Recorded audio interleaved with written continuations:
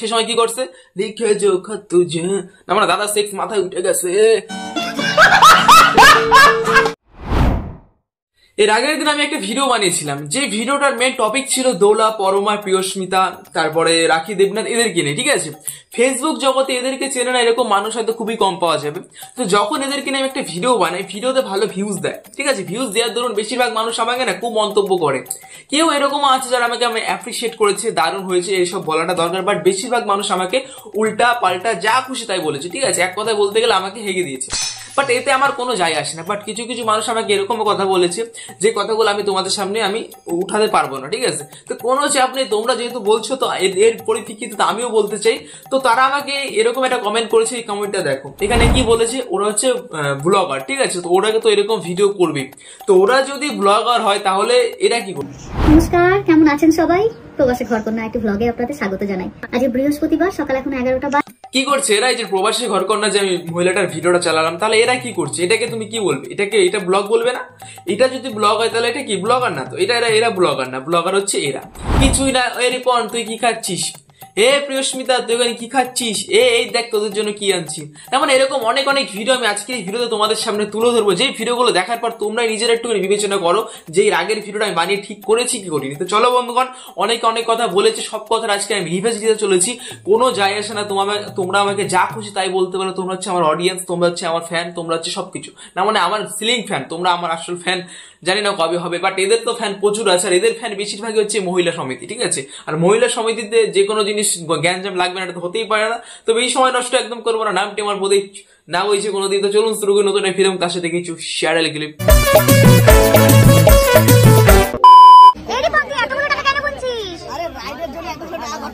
রিপন এতগুলো টাকা তুই কেন গুনছিস? একদম, রিপন এতগুলো টাকা কেন গুনছি? দিদি আমার কিচ্ছু জানে না যে রিপন এতগুলো টাকা কেন গুনছে।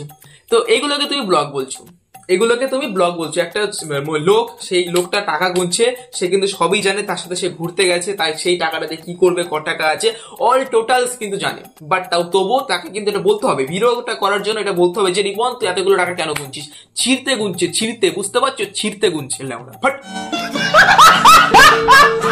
ও দাঁত কেলাচ্ছে, কত সুন্দর। এরা বিড়ি থেকে সেফটি সবকিছুই না বোর্ড টাকায় চলে না। মানে এরা কোনো ধরনের হাতের কাজ মাতের কাজ কিন্তু এরা জানে না। এরা কি জানে? একটাই হাতের কাজ জানে, সেটা তো তোমরা জানো না। মানে ওই আর ক্যামেরা ধরার কথা বলছি, ওরা তো হাত দিয়ে ধরতে হয়। কিরে কি করছিস? কিরে কিরকম খেলি আজকে?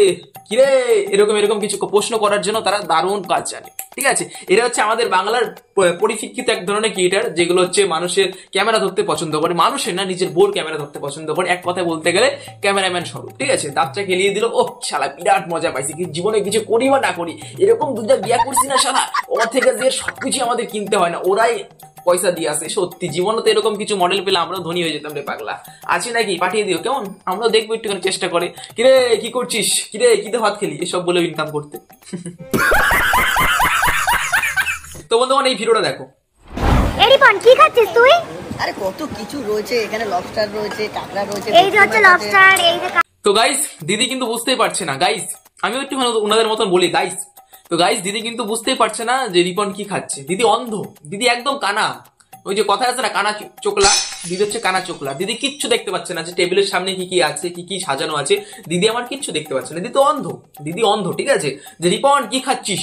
সত্যি মানুষ বলে না যে কুকুর বলে না স্বভাবে, তো হচ্ছে বিষয় কুত্তারলেস তো কোনো সোজা হয় নাকি? তাই তো আমি যতই বলি না কেন, ওরা এরকম আছে, থাক তুই যা বলবি বল, কোনো যায় আসে না আমার। বাট মাঝে মধ্যে আবার তাদের ফ্যান ফলোইং এসে বলে ওদের তো এটাই কাজ, তোমার কোনো কাজ নয় নাকি? শোনা আমার, তুমি এগুলো কি করছো? হেড্ডা পেট্টা কত লেট্টা পেট্টা বলো, তাতে আমার ছেড়ে গেল। বাবা এত বড় কাঁকড়া দেখো, কাঁকড়া পা ভাঙার জন্য কি নিয়ে চাকরি নিয়েছি। ওলে বাবালে সোনাটা আমার ভাঙতেই পারছে না, সত্যি ভাঙতে পারছে না। কত সুন্দর বউটা বললো ভাঙতে পারছে না। ওই তোমরা কেউ আছো নাকি? তোমাদের বলছি তোমরা কেউ আছো ভাঙার জন্য? না মানে ওই আর কি, ভাঙতে পারছে না দাদাটা আমার ভাঙতে পারছে না, সেটাকেও সুন্দর করে ভিডিওটা করছে।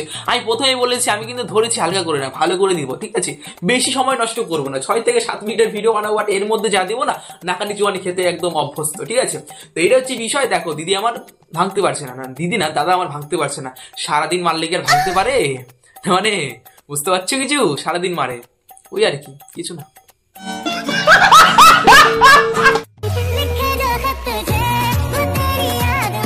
তো বন্ধুগণ, এটা হচ্ছে সেই জগতে সেই ভিডিও। সেই সময় তুমি যদি ভিডিওটা করতা তাহলে তুমি আজকে এদের মতো লাইফস্টাইল তুমি বানাইতে পারতা, ঠিক আছে?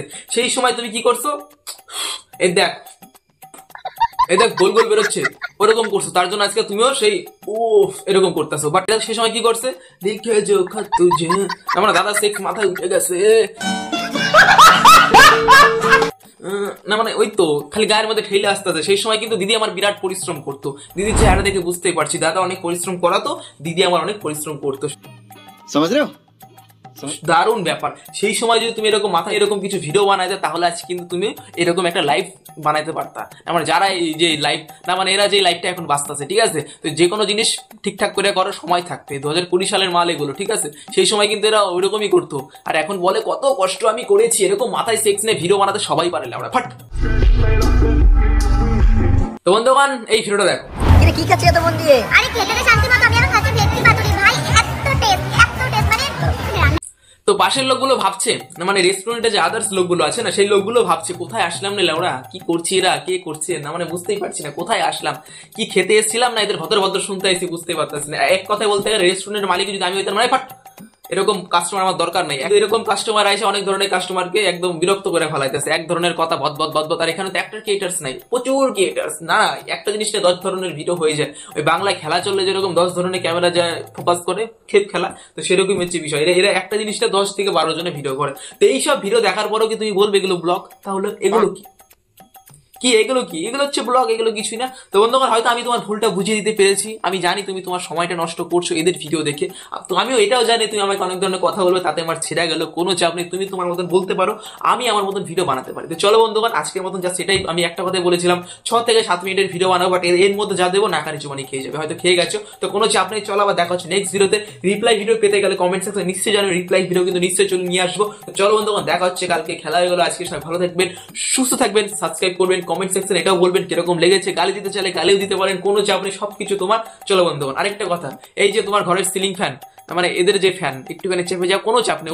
ওরা ইনকাম করলে তোমাকে 1 টাকা দিয়েও সাহায্য করে না। তো ওদের হয়ে কথা বলার থেকে নিজের হয়ে কথা বলো, 1 মুঠ ভাত বেশি খাও, অনেক শান্তি দেবে। তো চলো বন্ধুগণ, দেখা হচ্ছে কালকে, নমস্কার।